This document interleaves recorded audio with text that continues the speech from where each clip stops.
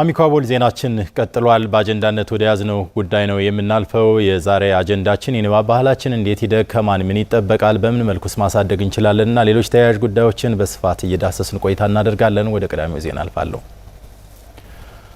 መጽሐፍ ማንበብ ጊዜ የማይገድበው ጉዳይ በመሆኑ ሁሉም ሰው በማንበብ እውቀቱን ማሳደግ እንዳለበት ላለፉት 50 ዓመታት መጽሐፍትን ያነበቡ አስተያየት ሰጪዎች ተናገሩ። ወላጆች ልጆች የንባብ ልምዳቸውን እንዲያዳብሩ በእድሜያቸው ልክ መጽሐፍትን በመግዛት ኃላፊነታቸውን ሊወጡ እንደሚገባም አስተያየት ሰጪዎቹ መክረዋል። ቴዎድሮስ ድሉ ዝርዝር አለው።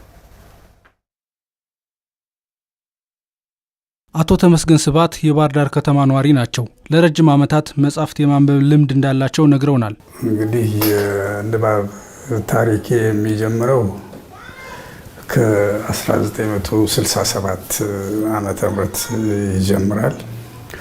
በአጋጣሚ የመጀመሪያው መጽሐፍ እቺ እንደ ሰው በምድር እንደ አሳ በባህር የምትል መጽሐፍ ነች። እቺ የዛሬ 51 ዓመት ማለት ነው። 51 ዓመት እና ይህን መጽሐፍ ለማግኘት ብዙ ደክሜያለሁ። ምክንያቱም መነሻ ይሄ ነው። የዚህ መጽሐፍ ታሪክ ባይስበኝ ኖሮ ከመነሻውም ወደዚህ ወደ መጽሐፍት ዓለም ውስጥ አልገባም ነበር። በብዛት የታሪክ መጽሐፍት ማንበብ እወዳለሁ ያሉት አቶ ተመስገን ክረምትና በጋ ሳይሉ እንደሚያነቡ፣ መጽሐፍት ማንበብ ብቻ ሳይሆን ከሚያገኙት ገቢ እየቀነሱ መጽሐፍት እንደሚገዙና ሌሎች ሰዎች እንዲያነቡ እንደሚያበረታቱ ነው ያስገነዘቡት። እንግዲህ አንባቢ ሲባል አመለካከቱም አስተሳሰቡም ሁሉ በብሎክ በቀጠና በመቀበሌ በምን የተወሰነ አይደለም፣ ዓለም አቀፍ ነው። እንዲህ ዝም ብሎ እንትን አይደለም እና መጽሐፍት ደግሞ አጠቃላይ የዓለምን ታሪክ የያዘ ነው። የሀገርን ታሪክ ለማወቅ የሀገርን ታሪክ ለማወቅ ዓለምን አጠቃላይ ለማየት ከተፈለገ መገኛው መጽሐፍት ላይ ነው ያለው እና መጽሐፍት ያው የአመለካከት አድማስን ያሰፋል። የህሊና ምግቦች ናቸው። እውነተኛም ጓደኛ ናቸው እና እነዚህ የታሪክ ማህደር ብለህ የምትጠቅሰውም ያው አስረጃዎች እነሱ ናቸው እና መጽሐፍት ጠቀሜታው አስተሳሰብ ሰፊ እንዲሆን ነው። ሚዛናዊ ነው። በቀኝም በግራም ትሳትል መሀሉ ላይ እንድትቆም የሚያደርግ አንዱ ከንባብ እንትን ያገኘሁት ጸጋ ነው ማለት ይቻላል። ወላጆች ልጆቻቸው መጽሐፍት እንዲያነቡ መምከርና ኃላፊነት መውሰድ ይገባቸዋል ብለዋል አቶ ተመስገን። ወላጅ በተቻለ መጠን የእድሜ ገደቡን እያየ አሁን መጽሐፍት አሉ እኮ ለህፃናት የተዘጋጃለ፣ ለወጣቱ የተዘጋጃለ፣ ለአዋቂውም የተዘጋጃለ። ያንን ሴሌክት የማድረግ እና በእድሜ ገደቡ የሚመጥነውን ነገር ወደ ቤቱ ይዞ መሄድ መቻል አለበት። የዚህ የቴክኖሎጂው ተጽዕኖ ያንን ወላጅ ማድረግ መቻል አለበት። ከቴክኖሎጂ ጋር ተያይዞ የሚመጣውን የማንበብ ልምድ ፍላጎት ለማሳደግ ባለድርሻ አካላት የድርሻቸውን ሊወጡ እንደሚገባ አቶ ተመስገን ስባት መክረዋል።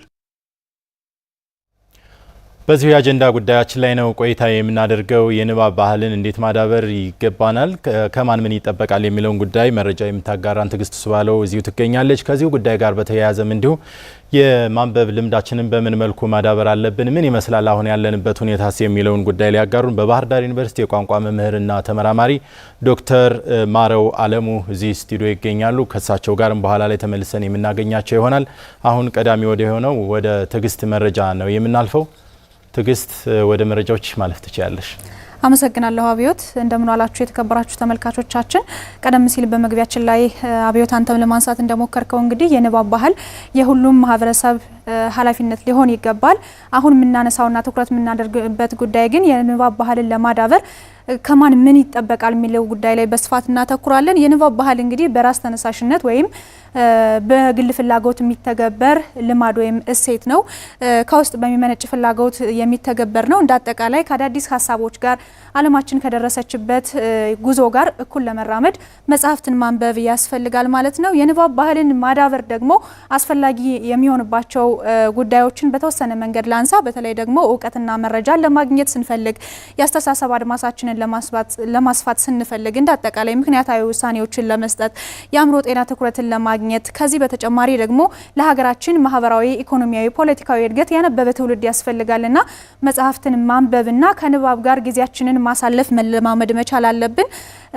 ከዚህ በተጨማሪ እንደው የንባብ ባህልን ለማዳበር ከቅርብ ጊዜ ወዲህ የንባብ ባህል እየተቀዛቀዘ እንደመጣ በተለያዩ ጊዜዎች እንሰማለን እና ይህንን እየተቀዛቀዘ የመጣውን የንባብ ባህል ለማሳደግ አስተዋጽኦ ማድረግ የሚጠበቅባቸው አካላቶች አሉ። የመጀመሪያው ትምህርት ቤቶችና መምህራንን እናገኛለን። እንግዲህ በየትምህርት ቤቶቹ የሚገኙ ቤተ መጻሕፍትን በጥራትም በይዘትም ሰፋ እንዲሉ ማድረግ፣ ተደራሽ ማድረግ፣ ተማሪዎቻቸው ደግሞ እንዲያነቡ የንባብ ሰዓቶችን መመደብ፣ ከዚህ ባለፈ ደግሞ ክበቦችን፣ የውድድር አማራጮችን በማዘጋጀት እንግዲህ ተማሪዎች የንባብ ባህላቸውን ከልጅነታቸው አዳብረውት እንዲያድጉ ማድረግ ይገባል። ከዚህ ባሻገር ከወላጆችና ከቤተሰብ የሚጠበቅ ደግሞ ከአሳዳጊዎች የሚጠበቅ ነገር አለ። እንግዲህ ወላጆች ራሳቸው በማንበብ ለልጆቻቸው አርአያ መሆን መቻል አለባቸው። መጽሐፍትን እየገዙ በስጦታ መልክ መስጠት መቻል አለባቸው ለልጆቻቸው። የንባብ ባህልን ተለማምደውት እንዲያድጉ ከነገው የስራ ህይወታቸው ጋር ደግሞ አጣጥመው እንዲያስቀጥሉት ለማድረግ ከወላጆችና ከአሳዳጊዎች የሚጠበቅ ትልቅ ኃላፊነት ይኖራል ማለት ነው። ከመንግስትና ከፖሊሲ አውጪዎችም የሚጠበቅ ሌላ ጉዳይ አለ። በተለይ ቤተ መጻሕፍትን በየአካባቢው በየቀበሌው በየወረዳው ተደራሽ ማድረግ ከመንግስት ይጠበቃል። የንባብ ማዕከላትን ቀደም ሲል እንደተናገርኩት ማቋቋም ያስፈልጋል። ዲጂታል ቤተ መጻሕፍት ደግሞ አሁን ዘመኑ የዲጂታል ነውና በቀላሉ ማግኘት የምንችልባቸውን አማራጮች ከመንግስት መዘርጋት ያስፈልጋል ማለት ነው። ጸሐፊያንን ደግሞ የኮፒራይት መብታቸውን ማስጠበቅ ያስፈልጋል። ከዚህ ባለፈ ብሔራዊ ዘመቻዎችን መምራት ከቅርብ ጊዜ ወዲህ እየተመለከትን ነው። በተለይ ደግሞ የንባብ ዘመቻዎችን፣ ሳምንታትን፣ ወራትን እየሰየሙ ማካሄድ ያስፈልጋል ማለት ነው። መገናኛ ብዙሃንና የቴክኖሎጂ ውጤቶችን በራሳቸው የሚጠበቅባቸው ዘዴ ያለ የንባብ ንቅናቄ መፍጠር፣ ማነሳሳት፣ ማስታወቂያዎችን መስራት ከሚዲያዎች ይጠበቃል። ለማስተዋወቅ ደግሞ ማህበራዊ ሚዲያን በስፋት መጠቀም፣ ስለ መጽሐፍቶቹ ይዘት አንባቢዎቹ ተስበው እንዲያነቡት ለማድረግ ማስታወቂያዎችን መስራት ከሚዲያዎች ይጠበቃል። ደራሲዎችንና አንባቢዎችን ደግሞ በየፕሮግራሞቻቸው እየጋበዙ ማበረታታት ከሚዲያ ዘርፉ ከሶሻል ሚዲያውም ከዲጂታል ሚዲያውም የሚጠበቅ ነው ማለት ነው። መጽሐፍ አዘጋጆችና አከፋፋዮች ደግሞ የሚጠበቅባቸው የራሳቸው ኃላፊነት አለ። በተለይ መጽሐፍትን በተመጣጣኝ ዋጋ ለአንባቢዎች ማቅረብ ያስፈልጋል። የተለያዩ ዘውግ ያላቸውን ጽሁፎች መጻፍ ያስፈልጋል። ልቦለዶች ሊሆኑ ይችላሉ፣ ግለ ታሪኮች ሊሆኑ ይችላሉ፣ ከስነልቦና ጋር የተያዙ መጽሐፍቶች ሊሆኑ ይችላሉ። እነዚህ ለገበያው ማቅረብ ከደራሲያን የሚጠበቁ ናቸው። በዋናነት ደግሞ ሁሉንም የእድሜ ክልል በሚመጥን መንገድ ጽሁፎቻቸውን ማዘጋጀት ይጠበቃል ማለት ነው። እንግዲህ እነዚህ ነገሮች ስናደርግ የንባብ ባህላችንን ማዳበርና ለተተኪው ትውልድ ደግሞ የሚመጥን ባህልን ማውረስ እንችላለን ማለት ነው። ለሰዓቱ የያዝኳቸው መረጃዎች እነዚህ ናቸው። አቤ ወደ አንተና ወደ እንግዳችን መመለስ እንችላለን። ትዕግስት፣ ለመረጃዎች አመሰግናለሁ። መልካም ጊዜ ይሁንልሽ። እኔም አመሰግናለሁ። አሁንም በዚሁ ጉዳይ ላይ ቆይታ እናደርጋለን። የንባብ ባህል ያለበት ደረጃ እንደ ግለሰብ የተለያየ ደረጃ ቢይዝም አሁንም በተለያየ ጊዜ የተጻፉና ሰዎችን ለፈጠራ የሚያነሳሱ መጽሐፍትን አንብቦ የመጠቀም ልምድ ተጠናክሮ ሊቀጥል እንደሚገባው ይገለጻል። ታዲያ በዚህ ጉዳይ ላይ ተጨማሪ መረጃዎችን እያነሳን ቆይታ ልናደርግ በባህር ዳር ዩኒቨርሲቲ የቋንቋ መምህርና ተመራማሪ ዶክተር ማረው አለሙ እዚህ ስቱዲዮ ተገኝተዋል። ከእሳቸው ጋር ቆይታ እናደርጋለን። ዶክተር እንኳን ደህና መጡ። ቋንቋያቸውኝ እናመሰግናለን ለቃለ መጠይቁ። የንባብ ባህላችን አሁን ያለበት ደረጃ እንዴት ይገለጻል? እርሶም በዘርፉ ላይ ጥናት እንዳደረገ አንድ አካል እንዴት ያዩታል? እንዴት ነው ስብተው? ያው እንግዲህ ይህን ነገር ሰፊ ነው ጉዳዩ። ግን እንዳልከው ከልምድም ከማስተማርም ከምርምርም በቀጥታ ባህሉ ምን ይመስላል የሚለውን ነገር በስፋት በዚህ መልክ ባይጠናም በተለያየ መልክ ጥናቶች አሉ። ማንበብ እንግዲህ ከትምህርት ጋር የተገናኘ ነው። እውነት ነው። የሚያነቡ ሰዎች የተሻለ የአካዳሚክ አፈጻጸማቸው ከፍተኛ ነው። ስለዚህ ጥናቶቹ የሚደረጉት ከትምህርት ጋር የተያያዘ ነው እና ምናልባት መረጃው ካለህ እንደ በፈረንጆቹ አቆጣጠር ከ2010 ጀምሮ እስከ 2021 በየ4 አመቱ ህፃናት ላይ በጀማሪ ክፍሎች ላይ ጥናቶች ተደርገዋል እና እነዛ ጥናቶች የሚያሳዩት በጣም አስደንጋጭ ነገር ነው። ሁለተኛ ክፍል ደርሰው ሶስተኛ ክፍል ጨርሰው ፊደል የማይለዩ ዜሮ አንባቢዎች የሚባሉ በጣም በርካታ ቁጥሮች አሉ። ይሄ በራሱ ምን ያሳያል ማለት ነው? እንግዲህ ህፃናት በወላጆቻቸው መደገፍ አለባቸው አይደል? ስለዚህ ወላጆቻቸው ወይ አያነቡም ወይም ደግሞ በማንበብ ልጆቻቸውን አያግዙም ማለት ነው። ስለዚህ ልጆች ላይ የክህሎት ክፍተት ነው ያለው። የማንበብ ክህሎቱም ገና ነው። አዎ ማንበብ የትምህርት ቤት ሳብጀክት ብቻ ወይም የትምህርት ቤት ብቻ የሚሰጥ አይደለም። በማህበረሰቡ በወላጆች የሚደገፍ መሆን አለበት። ስለዚህ በተለይ ህፃናት ላይ ወላጆች ህፃናትን መደገፍ አለባቸው እና ቅድም የጠቀስኳቸው ጥናቶች በጣም አስደንጋጭ ውጤት ነው ያሳዩት። እንደገና በኢትዮጵያ አሁንም እንደ አውሮፓውያን አቆጣጠር በ2022 በዓለም ባንክ የቀረበ ሪፖርት አለና እንደዚሁ ህፃናት ላይ በተደረገ ጥናት በኢትዮጵያ 90% 10 ዓመት እድሜ ያላቸው ልጆች የመማር ድህነት አለ። ይሄ ደግሞ ከማንበብ ጋር የተያያዘ የሚል ሪፖርት አለ በዓለም ባንክ የወጣ ማለት ነው። ሌሎችም ጥናቶች ባለፈው ጊዜ በ1917 ዓመተ ምህረት በ2017 ዓመተ ምህረት እዚህ ባህር ዳር ላይ 4 ትምህርት ቤቶችን ያካተተ ከሂሳብ ጋር ከማንበብ ጋር ከእንግሊዝኛ በአማርኛም በእንግሊዝኛም ከማንበብ ጋር ህፃናት ላይ ጥናቶች አካሄደን ነበር እና እዛ ውስጥ ያገኘነው አንዱ ውጤት የማያነቡ ወላጆች ብዙ ናቸው ባህር ዳር ላይ ማለት ነው። ስለዚህ ይሄ በጣም አስደንጋጭ ነው። ማያነቡ ማን ነው የሚያስጠናህ? ወላጆች ያነባሉ ወይ እናት ታነባለህ ወይ ተብለው ሲጠየቁ ልጆቹ ማያነቡ ወላጆች ያሏቸው በርካታ ህፃናት አግኝተናል። ይሄ በጣም አስቸጋሪ ነገር ነው ማለት ነው እንግዲህ። ስለዚህ ወላጆች ማንበብ አለባቸው። ወላጆች የሚነበብ ነገር በቤት ውስጥ ማስቀመጥ አለባቸው። ከቤት ነው የሚጀምረው ንባብ።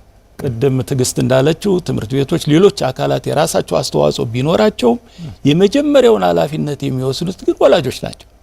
ወላጆች አርአያ መሆን አለባቸው። ቤት ውስጥ ማንበብ አለባቸው። የማያነቡ ቢሆኑ እንኳን ልጆቻቸው ሲያነቡ ማዳመጥ አለበት። እስኪ አንብብልኝ፣ ዛሬ ምን ተማርክ፣ ዛሬ ምን አነበብክ ብለው ቁጭ ብለው ልጆቻቸውን ማዳመጥ።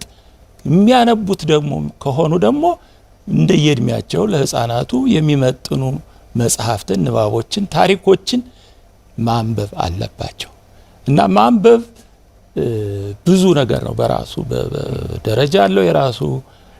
አሁን በእናንተ ሙያ አቀላጥፎ ማንበብ የሚባል ነገር አለ አይደል? ዜና ስታነቡ በትክክል በቅልጥፍና በጥሩ አገላለጽ መልእክት በሚሰጥ መልክ ማንበብ ይጠይቃል። ይሄ ደግሞ ስልጠና የሚጠይቅ በትምህርት ቤት የምናገኘው ራሳችን የምናሰለጥነው ነገር ነው እና ፈረንጆች በዚህ የተሳካላቸው ናቸው። በጣም ፈጣን አንባቢዎች ናቸው። አሁን የቢቢሲ የአልጀዚራ ጋዜጠኞችን እንግዲህ ከራሳችሁ ጋር ማወዳደር ትችላላችሁ። በደቂቃ ስንት ቃላት ያነባሉ፣ በደቂቃ ስንት ገጽ ያነባሉ። ይሄ ሁሉ ይታያል፣ ይለካል፣ የሚለካ ነገር ነው እና ይሄ አስፈላጊ ነገር ነው። ርዕሰ ጉዳዩ እንዲህ በአጭር ጊዜ ጥሩ ምናየው ነገር ላይ ሆነ ጥሩ። እርሶም እንግዲህ ቀደም ሲልም እንደገለጹት ቅድሚያ ክህሎትን ማምጣት ያስፈልጋል። ልጆችም ክህሎት እንዲኖራቸው ቤተሰብ በዚህ ኃላፊነቱ መውሰድ አለበት። ከክህሎት ባለፈ ግን ባህላችን፣ የማንበብ ባህላችን ክህሎቱ እያለንስ እናነባለን ወይ? በህይወታችን ውስጥ መጽሐፍትን አንብበን እውቀት የማግኘት ልምዳችንስ ምን ያህል ነው? ይሄ ባህል እንዴት ይምጣ የሚለው ላይ እስኪ አጭር ሀሳብ። ያው እንግዲህ እለት በእለት የምናደርጋቸው ነገሮች አሉ አይደል? እንዲያው ከበጀት አንጻር ለምሳሌ የኔ ደሞዝ አለን በል ወይም ያንተ ደሞዝ በጀት ስትበጅት ለሽንኩርት፣ ለዘይት፣ ለምናምን ለወጣወጥ ነገሮችን በጅታለን አይደል? ለመጽሐፍትን በጅታለን ወይ? ይሄ ባህል አለን ወይ? በወር ለመጽሐፍ የሚሆን በጀት። እንደገና የቤታችን አሰራር ብታየው ጽዳት ቤት አለ፣ የጽዳት ክፍል፣ መኝታ ክፍል አለን፣ ሳሎን ማብሰያ የሚባል ነገር አለ፣ ንባብ ቤት አለን። የማዘጋጃ ቤቱ ቦታ ሲሰጠን ወይም ፕላን አድርጎ ሲያደራጅ በዚህ ፕላን ይሰራ ቤቱ ሲባል እዛ ክፍል ውስጥ ማንበቢያ ክፍል የሚል ባህል አለ ያለ አይመስለኝም። ሰዎች በራሳቸው ፍላጎት የንባብ ቤት የጸሎት ክፍል እያሉ ሊያበጁ ይችላሉ። እንደዛ አይነት የለም እና ከዚህ ነው የሚጀምረው የንባብ። ስንንቀሳቀስ አሁን በእንቅስቃሴያችን ላይ ብዙ ሰው በእጁ የሚገኘው ምንድነው? ሞባይል ነው አይደል? ስልክ ነው። መጽሐፍ ይኖራል። መጽሐፍ ይዞ መጓዝ ጉዞ ስታደርግ ወደ መዝናኛ ቦታዎች ስትሄድ መጽሐፍ ይዞ መገኘት፣ እንግዳ ሲመጣ ከቤት ያው ቡና ፍሉ ምናምን ነው አይደል የሚባል ምግብም አስተናገድ ይቻላል። ንባብ መጋበዝ የሚያስፈልግ ይመስለኝ። 1 2 3 ገጽ ወይም 1 ምዕራፍ አንብቦ ቢሄድ እንግዳ ምን ችግር አለ? ይህንን ማሰብ እንችላለን። እና በዚህ መልክ ባህሉን መቅረጽ ማሳደግ፣ እንደገና በንባብ መወዳደር፣ በንባብ መከራከር፣ ንባብን ለብዙ ተግባር ማዋል ይቻላል። ለብዙ እውነት ነው። ምክንያቱም አንብበን ዝም ብለን አይደለም። አሁን በዝቅተኛ ክፍል ደረጃ ካልሆነ በስተቀር ክፍሉ እየጨመረ በሄደ ቁጥር ንባብ ብዙ ተግባር ነው ያለው። ለመማሪያ እናውለዋለን፣ እንከራከርበታለን፣ እንጽፍበታለን፣ እንተችበታለን፣ እናስተምርበታለን። ብዙ ሚና አለው እና ይሄንን በትምህርት ቤትም በማህበረሰቡ በአጠቃላይ ባህል ማድረግ አሁን ወደ ሩቅ ምስራቅ፣ ወደ ጃፓን፣ ወደ ደቡብ ኮሪያ እንደዚህ በአጠቃላይ ብትሄድ የንባብ ችግር የለባቸው። በከፍተኛ ደረጃ አንባቢ የሚባሉ በእድገትም ጫፍ የደረሱ አገሮች ለመለወጣቸው ምክንያት እንደሆነ ይጠቀሳል። እንደዛ አለ። መልካም እንግዲህ እርሶም እንደገለጹት የንባብ ባህላችን በዚህ ልክ ጥያቄ ውስጥ ከገባ አሁን ደግሞ ያለው የኮንቴምፖራሪ ዘመን አለ። ይሄ የዲጂታል ዘመን፣ የማህበራዊ ሚዲያ ዘመን። በዚህ ሂደት በአንድ በኩል በቀላሉ በርካታ መጽሐፍትን በቀላሉ በኤሌክትሮኒክስ መልኩ ስለምናገኝ አክሰሱ እንድናገኝ ያግዘናል የሚሉ አሉ። በሌላ በኩል ደግሞ ሰው ማህበራዊ ሚዲያ ላይ ጊዜውን እያሳለፈ የማንበብ ልምዱ በከፍተኛ ሁኔታ እንዲጎዳ አድርጓል የሚሉም አሉና ወደ የትኛው ያመዝናል? የእርሶስ ምልከታ እንዴት ነው? በምን መልኩ ስናጣጥመው? ትክክል ነው። ይሄ ማህበራዊ ሚዲያ በአጠቃላይ መረጃ መረቡ ዲጂታል የሚባለው ነገር በሙሉ ጠቀሜታ እንዳለው ሁሉ ጉዳትም አለው። ጉዳቱን እንግዲህ በአግባቡ በመጠቀም ነው መከላከል የሚቻለው እና ድሮኛ ስንማር መጽሐፍት ለመሻማት ምሳ ሳንበላ ሁሉ ከትምህርት ቤት ወጥተን ወደ ህዝብ ቤተ መጽሐፍት፣ ወደ ትምህርት ቤት ቤተ መጽሐፍት ሩጫና መጽሐፍ ሽሚያ እናደርግ ነበር። ነገር ግን አሁን የሚታየው እንትን ግን ዲጂታላይዜሽን ከመጣ ወዲህ መጽሐፍት በእጃችን ቤታችን ውስጥ ይመጣሉ። የግድ ሩቅ ሄደህ ማግኘት በዚህ በኩል ጥሩ ነው። ነገር ግን ያነባሉ ወይ ነው? መጽሐፍቱን ተማሪዎቹ ወይም ሰዎች በሞባይላቸው በላፕቶፓቸው ይዘው ያነባሉ ወይ? አይመስለኝም። ሌሎች ነገሮች ናቸው ቅድሚያ እየተሰጣቸው ያለው። በየተቋማቱ አሁን ባለውበት ዩኒቨርሲቲ ዝም ብለ ድንገት ብትገባ ቀን ላይ በትምህርት ሰዓት ተማሪዎቹ መንገድ ላይ ተኮልኩለው ሞባይላቸውን ይሄ ምንድነው ቲክታክ የምትለው የዶሮ ትክትክ እንደዛ አይነት ነገር እንደውም ማይረባ በነገር ላይ በጣም እየጎዳን ነው። ወደፊትም ጉዳቱ ምን ያህል እንደሚደርስ አላቅም። በጣም አይነኬ የሆኑ መጥፎ ነገሮች፣ ባህልን የሚበርዙ ማህበረሰብን ሊያጠፉ የሚችሉ ነገሮች በማህበራዊ ሚዲያ ያለ ምንም ቁጥጥር እየተላለፉ አለማንበባቸው ብቻ አይደለም ልጆቹን የሚጎዳው፣ አሁን ሰዎችን እየጎዳ ያለው በሌላ ባህር ውስጥ በሌላ አላስፈላጊ ባህል ውስጥ መበረዛቸው ነው እንጂ አሁን ብዙ ሰዓት በዛ ላይ ተጠምደው እናያለን። ልጆች ለንባብ ቢጠመዱ ያን ሁሉ ሰዓት ለንባብ ቢያውሉት ስንት እውቀት ማስተላለፍና መገንባት ይቻል ነበር ብዬ አስባለሁ። እና ለዚህ የሚያዘው ሱስ ለንባብ ቢሆን እኔ አሁን ተማሪዎችን መክራቸው የንባብ ሱስ የያዛችሁ፣ ለምሳሌ አሁን ቡና ሱስ ያለበት ሰው ዛሬ ቡና ስላልጠጣው ራሴን አመመኝ ይላል። ዛሬ እንዲው አንድ ምዕራፍ ስላላነበብኩ ራሴን አመመኝ የሚል ትውልድ መፍጠር፣ ወደዛ እንዲመጡ ደግሞ ቤተሰብም አጠቃላይ ማህበረሰቡ፣ በነገራችን ላይ ዩኒቨርሲቲዎች፣ ተቋማት ኃላፊነት ያለባቸው ይመስለኛል። ይሄን ዲጂታል የሆነውን ነገር ማህበራዊ ሚዲያውን መቆጣጠር እኮ ይቻላል። በፈረንጆቹ አሁን ወደኛ ዝም ብለው በገፍ ይለቁታል እንጂ በራሳቸው እኮ ይቆጣጠሩታል። መስሪያ ቤት አሁን በእናንተ መስሪያ ቤት በስራ ሰዓት አላቅም ማህበራዊ ሚዲያ መጠቀም ምናልባት ከስራችሁ ጋር የተገናኘ ስለዚህ መቆጣጠር አለበት። በዩኒቨርሲቲ ደረጃ ግን ስታይ በትምህርት ሰዓት ሰራተኛው፣ ተማሪው በመንግስት እንትን ማለት ነው። በመንግስት እንትን ላፕቶፕ ዴስክቶፕ ፈረንጆቹ አይፈቅዱ እንትን ይሰጡሃል፣ ላፕቶፕ ይሰጡሃል፣ ዴስክቶፕ ይሰጡሃል። ለስራ ብቻ ነው ያን ነገር የምትጠቀምበት። ስለዚህ እኛ ጋር ይሄ መምጣት አለበት ነው። አዎ የግድ ነው። አዋጅ ሁሉ ያስፈልገዋል። በነገራችን ላይ ያጠቃቀም ዝም ብሎ ልቅ ሆኖ እስከ መቼ ድረስ ነው ይሄን መጠበቅ ያለበት? ጥሩ ዶክተር ማረው አለሙ እዚህ ስቱዲዮ ድረስ ተገኝተው ለሰጡን ሰፊ ማብራሪያ በተመልካቾች ስም ከልብ አመሰግኖታለሁ። አመሰግናለሁ።